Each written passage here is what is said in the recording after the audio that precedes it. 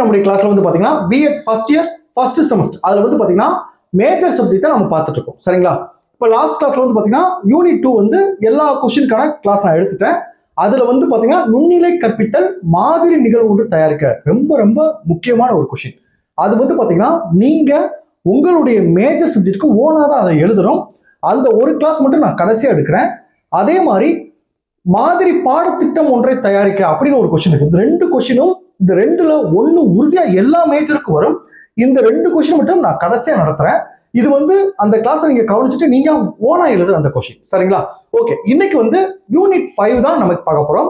அந்த யூனிட் 5ல இன்னைக்கு என்னென்ன கொஸ்டின் இருக்கு, அது என்ன நம்ம பார்க்க போறோம், அதை நான் சொல்றதுக்கு முன்னாடி நம்மளுடைய இந்த B Ed first year first semester கிளாஸ்ல புதுசா ஜாயின் பண்றதுக்கு நிறைய பேர் கால் பண்றீங்க.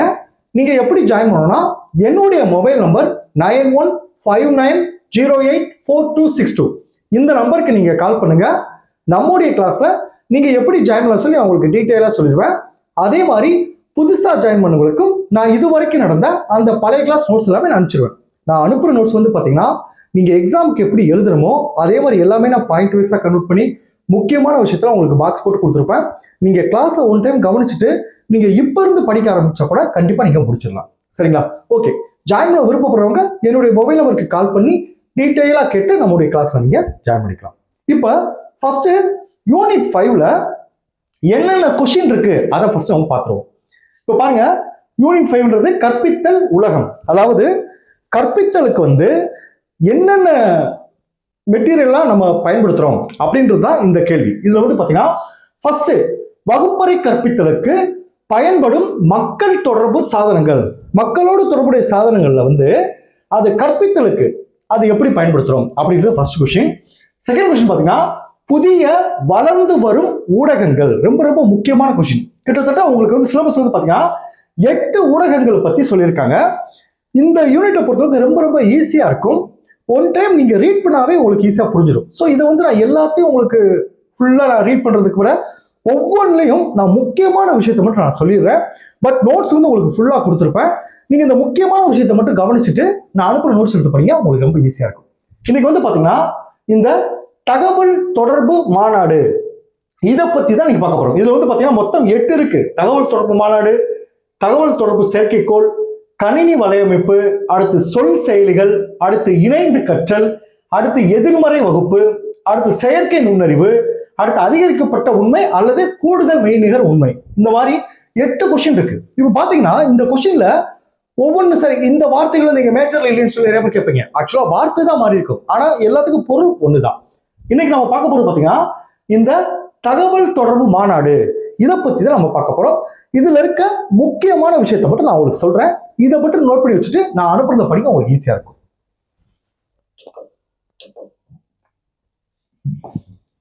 இப்ப பாருங்க, தகவல் தொடர்பு மாநாடு அப்படின்னா என்ன ஃபர்ஸ்ட் நம்ம பார்த்துருவோம். இப்ப பாருங்க, வெவ்வேறு இடங்களில் இருக்கும் நபர்கள் தொலைத்தொடர்பு தொழில்நுட்பத்தை பயன்படுத்தி நேரில் சந்திப்பது போலவே ஒருவருக்கொருவர் பேசிக்கொள்வதற்கும் தகவல்களை பகிர்ந்து கொள்வதற்கும் செய்யும் ஏற்பாடே தகவல் தொடர்பு மாநாடு. இன்னைக்கு ஆன்லைன் கிளாஸ் வந்துருச்சு. அவங்க கிளாஸ் எடுக்கிறவங்க எங்கேயோ ஒரு இடத்துல இருப்பாங்க, நம்ம எங்கேயோ ஒரு இடத்துல இருப்போம். ஆனா அவங்க கிளாஸ் எடுக்க நம்ம கவனிச்சுட்டு இருப்போம். அதுதான் இந்த பாடம் ஃபுல்லா வரும். இதுல பாருங்க, முக்கியமான விஷயம் பாருங்க, இதற்காக பங்கேற்பாளர், இதுல வந்து பங்கேற்கிறதுக்கு என்னென்ன நமக்கு தேவைப்படும்? மடிக்கணினி, லேப்டாப் தேவைப்படும், கைபேசி, கணினி, அடுத்து அல்லது இதற்கான உருவாக்கப்பட்ட சிறப்பு தொழில்நுட்ப அறைகளை பயன்படுத்துகின்றனர். இவர்கள் வலைப்பின்னல் உதவியோடு செய்திகளை பரிமாறிக்கொள்கிறார்கள். இதுதான் இதுல முக்கியமான விஷயம். இதுல வகைகள் பாருங்க, ஒலி தகவல் தொடர்பு மாநாடு, கேட்கறத மட்டும் வச்சு செய்வது. சரிங்களா? இதுல பாருங்க மொத்தம் 4 முக்கிய வகைகள் இருக்கு. ஃபர்ஸ்ட் ஒண்ணு பாத்தீங்கன்னா ஒலி தகவல் தொடர்பு மாநாடு. அதான் சார் ஒலி தகவல் தொடர்பு மாநாடு அப்படின்னு பாத்தீங்கன்னா இதை கூட்டு தொலைபேசி அழைப்பு, இந்த கான்ஃபரன்ஸ் கால் சொல்லும் பாத்தீங்களா, அதுதான். இதை கூட்டு தொலைபேசி அழைப்பு என்று அழைக்கலாம். பங்கேற்பார்கள் தொலைபேசி வழியாக இணைக்கப்பட்டு குரல் மூலம் மட்டுமே தகவல்களை பகிர்ந்து கொள்வர். இதை தொலைதூர கற்றல் முறையில் அதிகம் பயன்படுத்தப்படுகிறது. இதுல இருக்க வந்து முக்கியமான விஷயத்தையும் எடுத்து சொல்றேன். ஆனா உங்களுக்கு நோட்ஸ் அனுப்புறது நிறைய இருக்கும், ஆனா சிம்பிளா உங்களுக்கு புரிஞ்சுக்கிறதுக்காக தான். அடுத்து பாருங்க, செகண்ட் பாருங்க, ஒலி வரைகலை தகவல் தொடர்பு மாநாடு. இதுல பாருங்க, இதில் குரல் செய்திகளோடு வரைபடங்கள், ஆவணங்கள், மற்றும் புகைப்படங்களையும் பார்க்க முடியும். ஒரே நேரத்தில் பேசிக்கொண்டே காட்சிகளையும் பார்ப்பது கற்றலுக்கும் கூட்டங்களுக்கும் மிகவும் பயனுள்ளதாக இருக்கும். மூணாவது பாருங்க, கணினி தகவல் தொடர்பு மாநாடு. இது எப்படி பாருங்க, 2 அல்லது அதற்கு மேற்பட்ட இடங்களில் உள்ள கணினிகளை தொலைபேசி இணைப்புகள் மூலம் இணைப்பதாகும். அடுத்து பாருங்க, ஒரு கணினியில் நாம் செய்யும் பதிவுகள் மற்றும் கணினிகளுக்கும் உடனுக்குடன் சென்றடையும்.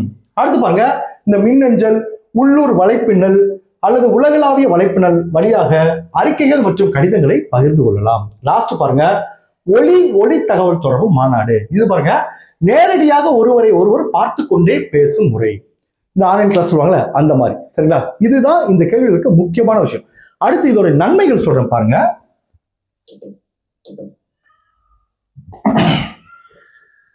இப்போ இதுல பாருங்க, நான் உங்களுக்கு டீட்டெயிலா கொடுத்துருப்பேன். உங்களுக்கு நோட்ஸ் வந்து பாத்தீங்கன்னா டீட்டெயிலா கொடுத்துருப்பேன்.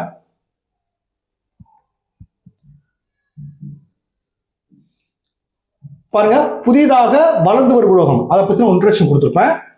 அதுல இருக்க முக்கியமான விஷயத்தை உங்களுக்கு பாக்ஸ் போட்டு கொடுத்துருப்பேன். அடுத்து இதுல எத்தனை தொடர்பு, மொத்தம் 8 தகவல் தொடர்புகள் சொல்றேன். 8 பத்தி சொல்லியிருக்கேன். அடுத்து தகவல் தொடர்பு மாநாடு, இதுல இருக்க முக்கியமான விஷயம். அடுத்து இந்த தகவல் தொடர்பு மாநாடு வகைகள் வந்து ஒளி தகவல் தொடர்பு நடத்தும் பாத்தீங்கன்னா அந்த 4 வகைகள். அடுத்து ஒவ்வொன்றையும் இப்படி எக்ஸ்பிளைன் பண்ணியிருப்பேன். அதுக்கு பிறகு பாத்தீங்கன்னா இந்த வீடியோ தொலைத்தொடர்பு மாநாட்டுக்கு தேவையான கருவிகள் சொல்ல, கணினி, மடிக்கணினி அது கொடுத்துருப்பேன். அடுத்து இது வந்து இதோட நன்மைகள் என்ன நீங்களே சொல்லிடலாம். இது நேரத்தை மிச்சப்படுத்துகிறது. நம்ம பயணம் பண்ண வேண்டிய அவசியமே இல்லை, இருக்கிற இடத்துல இருந்து கிளாஸ் கவனிச்சுக்கலாம். அதான் பாருங்க, நேரத்தை மிச்சப்படுத்துகிறது. 2 பாருங்க, பயண செலவை மிச்சப்படுத்துகிறது. 3 பாருங்க, திறமையான பதிவு செய்தல். நம்ம கிரியேட் பண்ணி எவ்வளவு திறமையை நம்ம பயன்படுத்திக்கலாம். அடுத்து பாருங்க, மாநாட்டு செலவுகளை குறைத்தல். அடுத்து நம்பகத்தன்மை, நேரடியாக பார்க்கற நம்பகத்தன்மை இருக்கு. அடுத்து சேவைகள், இது பாருங்க, சுகாதார பாதுகாப்பு நிர்வாகம், வியாபாரம், கல்வி, வெளிநாட்டு மாநாடு மற்றும் ஆன்லைன் நேர்காணல்கள் தொலைத்தொடர்பு கருத்தங்கள் மூலம் நடத்தப்படுகிறது. அடுத்து பாருங்க, தகவல் தொடர்பு. அடுத்த செகண்ட் வந்து பாத்தீங்கன்னா தகவல் தொடர்பு செயற்கைக்கோள். அதை அடுத்த கிளாஸ்ல பார்ப்போம். இந்த மாதிரி இது சிம்பிளான விஷயம் இருக்கும். இந்த யூனிட் 5 பொறுத்தளவுக்கு நான் மறுபடியும் சொல்லிடுறேன், நீங்களே படிச்சா போதும். இதுக்கு வந்து அதிகமான கிளாஸ் தேவையில்லைன்னு நான் நினைக்கிறேன். ஒரு சில முக்கியமான விஷயத்துக்கு இந்த யூனிட் பொறுத்தவரை கிளாஸ் எடுத்துறேன். அடுத்து நமக்கு முக்கியமான யூனிட் வேற யூனிட் இருக்கு, அதை நான் நடத்துறேன். Okay, thank you students. நம்ம